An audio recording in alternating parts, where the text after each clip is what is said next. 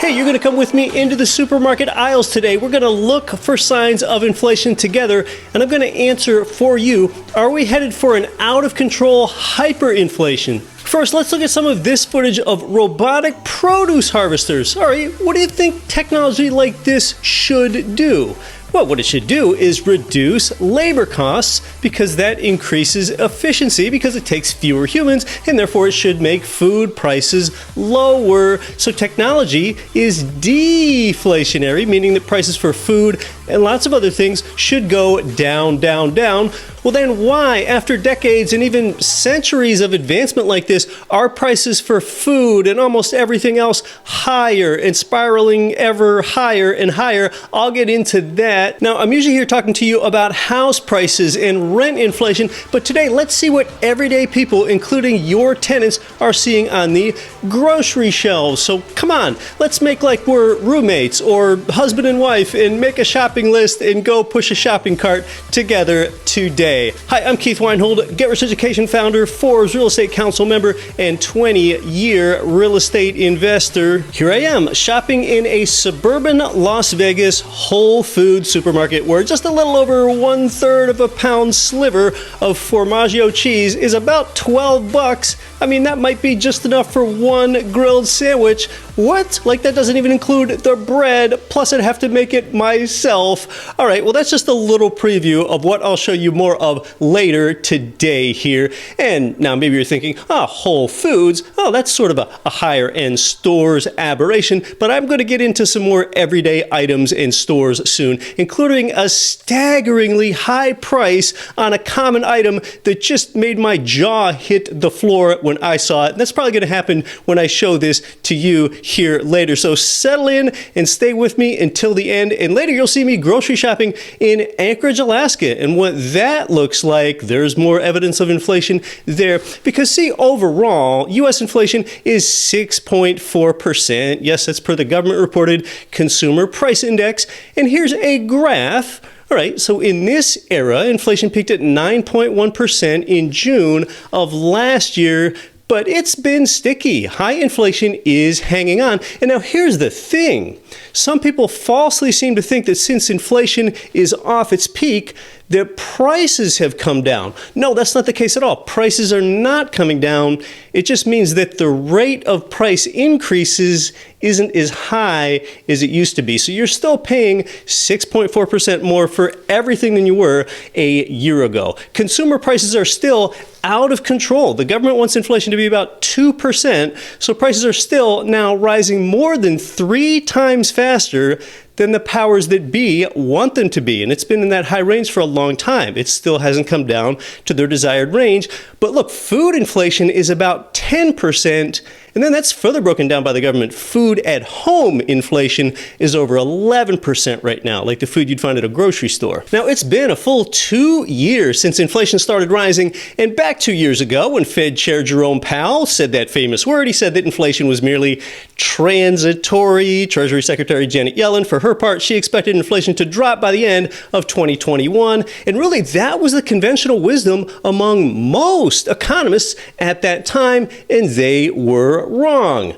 Now, say high inflation does end up lasting for 3 years. I guess some might still call that transitory in a long-term sense, but that's not what Jerome Powell meant because he hasn't used that word since, and he basically admitted that they were wrong. Now, when you get in and really look at how inflation is calculated, a lot of people believe that today's 6.4% is falsely low. The true reading is higher because the basket of goods that they track is manipulated by substitution and weighting adjustments. But how did this happen? How did we get into high inflation? Just a real quick version is that the reason that you are where you are today with high inflation, that really began with the health crisis in 2020. People were paid to stay at home.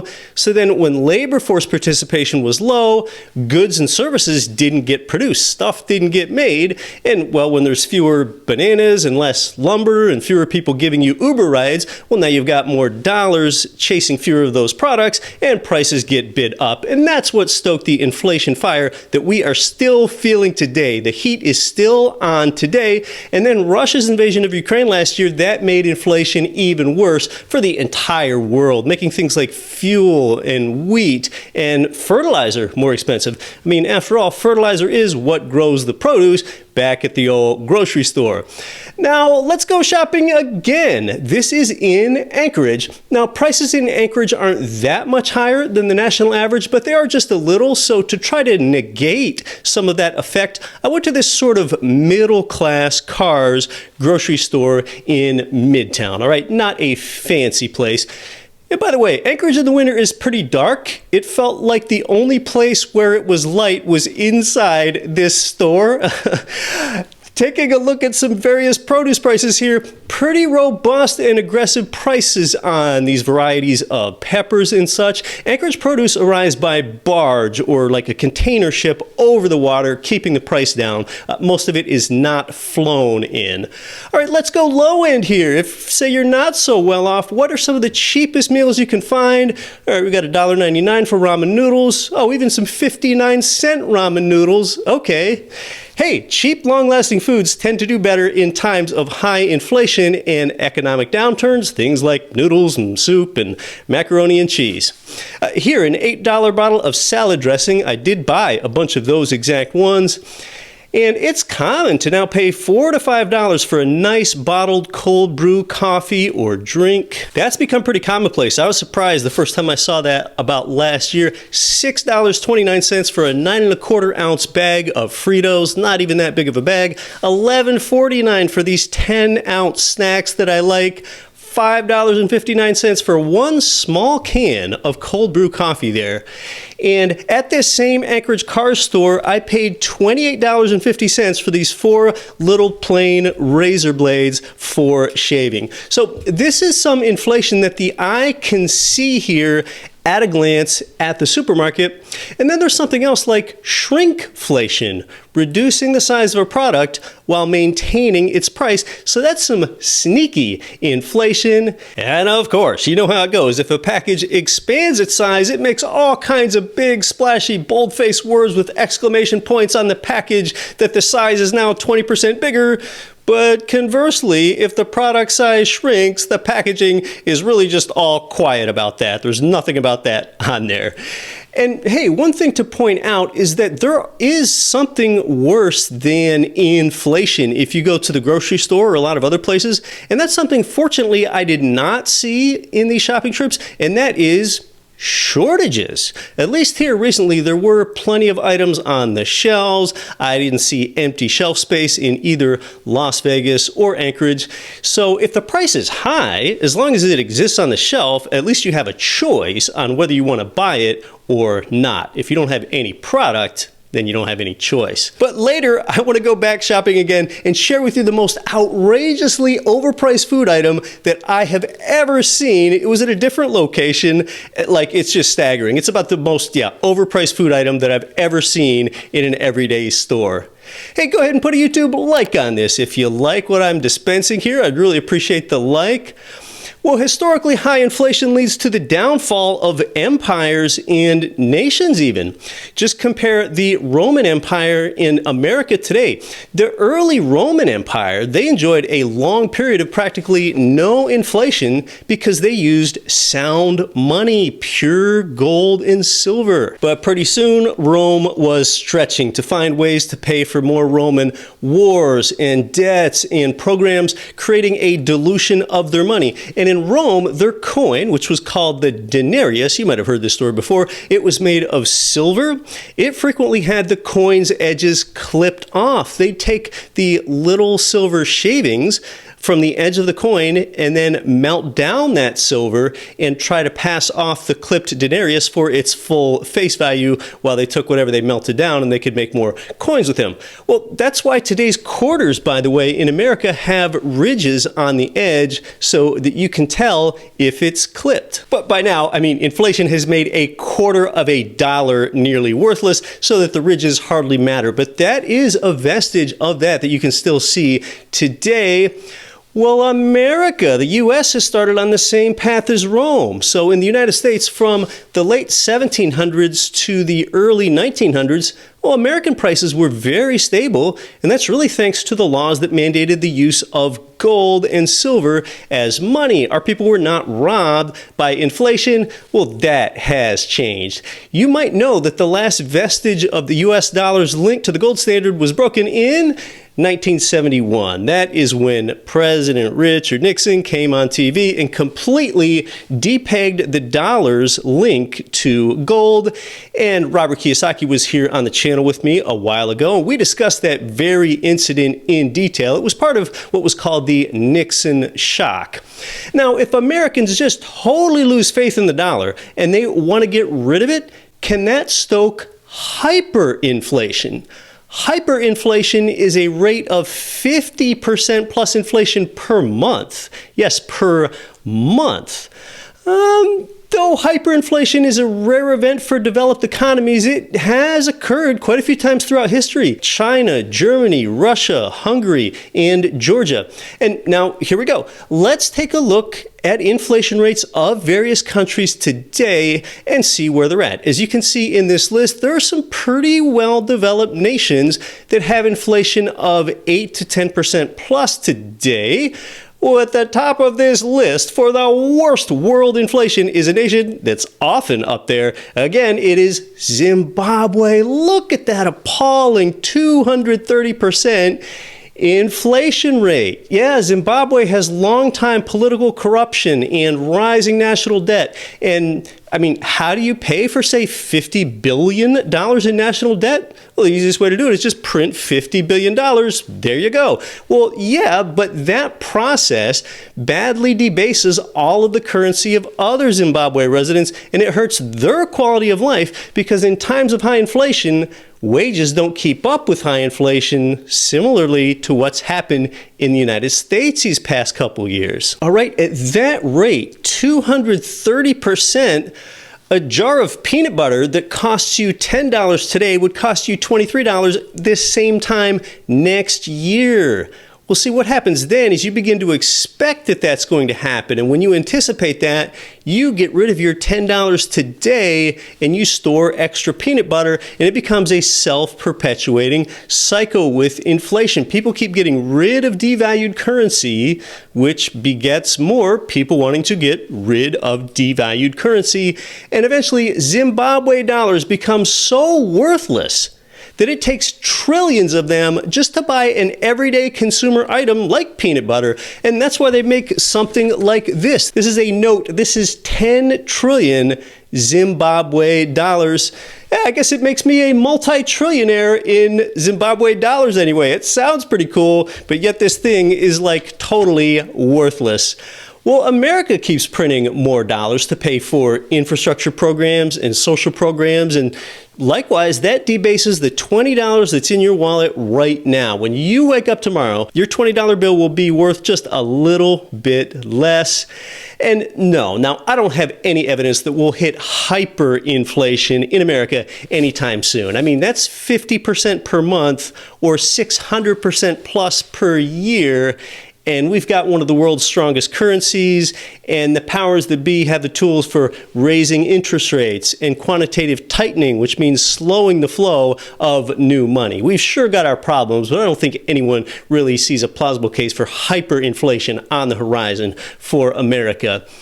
But what's the effect of all this high inflation? How bad does it make your quality of life? Well, consider this. In 1970, when the dollar was still linked to gold before we hit a big inflationary cycle in the 70s, one parent working could support a family of 4 back then, but now it takes 2 parents working to support that same family of 4. And that's largely the result of wages not keeping up with higher inflation. I mean, talk about a debased quality of life. I mean, that is like the ultimate example of that.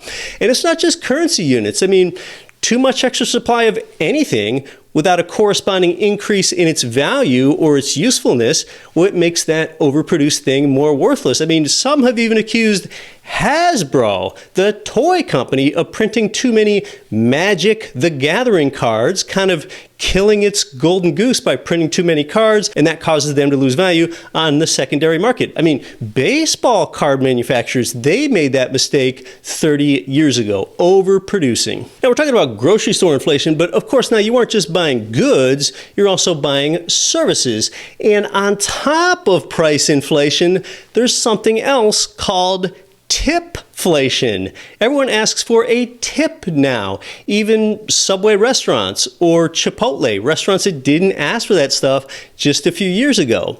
So it degrades your quality of life when your wages don't keep up with inflation, and things like shrinkflation and tipflation, actually that masks how much you're really losing. It widens that gap between inflation and wages. And you know, I just wonder when the supermarket cashier is going to ask for a tip on the little payment terminal there when you go to pay. I haven't quite experienced that yet, but I bet that is coming next. But the good news is, of course, around here we win with inflation by buying real assets. So let me show you this last consumer item that I saw for sale. I think this is a ridiculous price to pay for such a small amount of processed food. It's not even fresh food. And I'm not a cheap guy. I'm willing to pay for good food. But now, granted, this was at an airport where the prices are somewhat more than a grocery store, but this is something that everyday people see. I was at one of those Hudson stores that you see at every U.S. airport. This was in Las Vegas, Harry Reid Airport. I took this photo with my iPhone 2 weeks ago. Here we go. $16.19 for a small bag of beef jerky. This is just about 3 ounces of jerky here. I mean, it's kind of a nice snack and certainly not diverse or filling enough for a meal. My gosh. And it's just Jack Link's brand. Nothing premium about it. I mean, I guess the bag reseals so you don't have to eat it all in one place. This is the greatest consumer food example of dollar debasement that I have seen in recent memory. And you know what? In 10 years, maybe just 5 years, this is actually going to look like a good deal with more of this inflation here. Well, most people are just appalled at higher prices and they shake their head and they really don't do anything about it. So then their quality of life degrades. And if you've been following me for any amount of time, you know that seeing consumer prices like this, it's actually confirmation that you're getting wealthier. Because consumer price inflation, like we've been talking about here, that often corresponds with asset price inflation. And here at GRE, we are winning the inflation triple crown all day, every day. Yes, when you buy an income property with a mortgage loan, that's the formula. That's all it takes, buying an income property with a mortgage loan, and now you're profiting from inflation 3 ways at the same time, while most people don't do anything about the situation and they just keep trending toward poverty. So if you haven't yet, watch that Inflation Triple Crown video series and learn how you can actually do something about this, and you'll be saying, I see how I can't stop inflation, but I sure can make that inflation that I can't stop enrich me rather than impoverish me. Because I sure don't want to ever see you eating 59-cent ramen noodles from Carr's Supermarket during an Anchorage winter. I'm Keith Weinhold. Thanks for stopping by. I'll see you in the next video.